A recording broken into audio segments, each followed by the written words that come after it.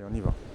Alors, Gorduche, Bernard Pouchet, hein, tu es commissaire technique, donc tu es venu ici pour une M3. Alors, qu'est-ce que tu peux nous expliquer? Qu'est-ce que tu fais? Parce qu'on te voit sur les rallyes, mais aussi tu travailles aussi en semaine pour faire des PTAC, c'est ça?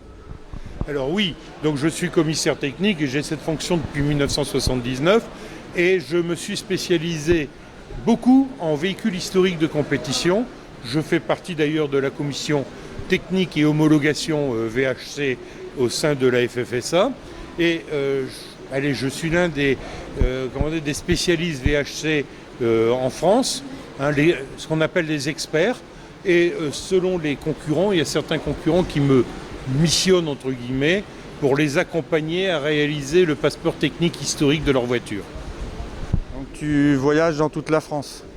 Alors je voyage principalement, on serait tenté de dire, pour faire des PTH, en restant quand même plus ou moins local.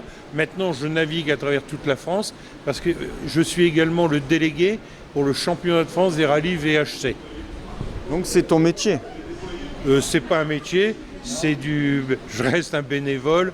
Je ne suis pas rémunéré du tout pour les activités de commissaire technique délégué. Donc, quelle est la plus belle voiture que tu as pu vérifier pour faire un passeport, quoi, en fait? Alors pour faire un passeport, j'ai fait pas mal de M3 qui sont vraiment des très très belles autos, comme celle qui est derrière moi et pour laquelle je suis là aujourd'hui. Il y a eu pas mal de voitures différentes. J'ai fait des voitures qui sortaient franchement d'ordinaire, telles que notamment la 204 Araldite qui a été un prototype et reconstruit, donc une voiture de 1972 entièrement en résine Araldite, donc tout en plastique. Il n'y en a qu'une d'ailleurs au monde entier, j'ai fait un PTH pour une BSH d'un bon copain qui est un breton, André Gaïnet, beaucoup plus connu sous le pseudonyme de Ségolène, sans eux. Faut préciser. Oui. Est-ce que tu as une anecdote à nous raconter? Bon, je sais bien qu'il doit en avoir 150, voire plus. Et une qui te sort assez comique, hein, il faut rigoler. Hein, maintenant, dans ce monde comme ça, il faut rigoler. Et comme je sais que tu aimes bien rigoler.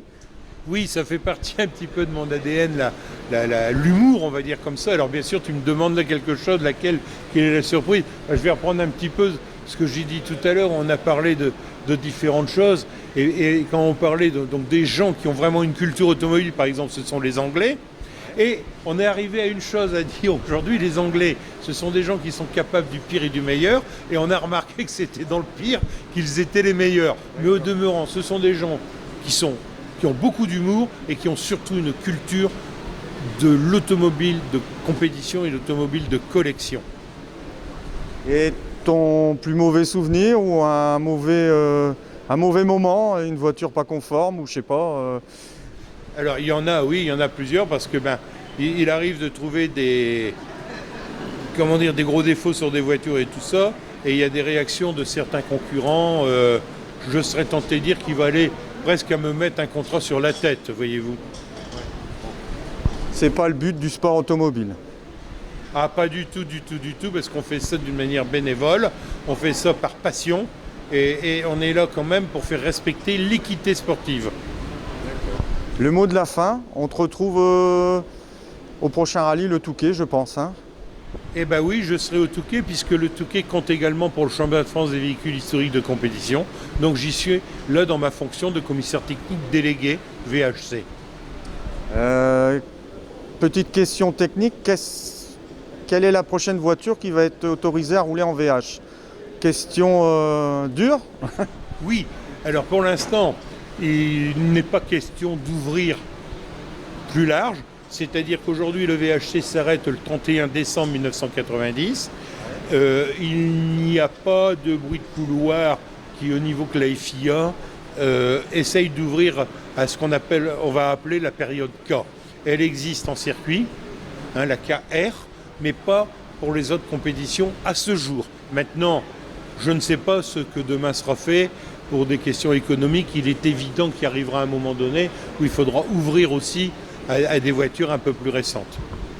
Merci à toi, Gorduche, et puis rendez-vous au Rallye du Touquet la semaine prochaine déjà.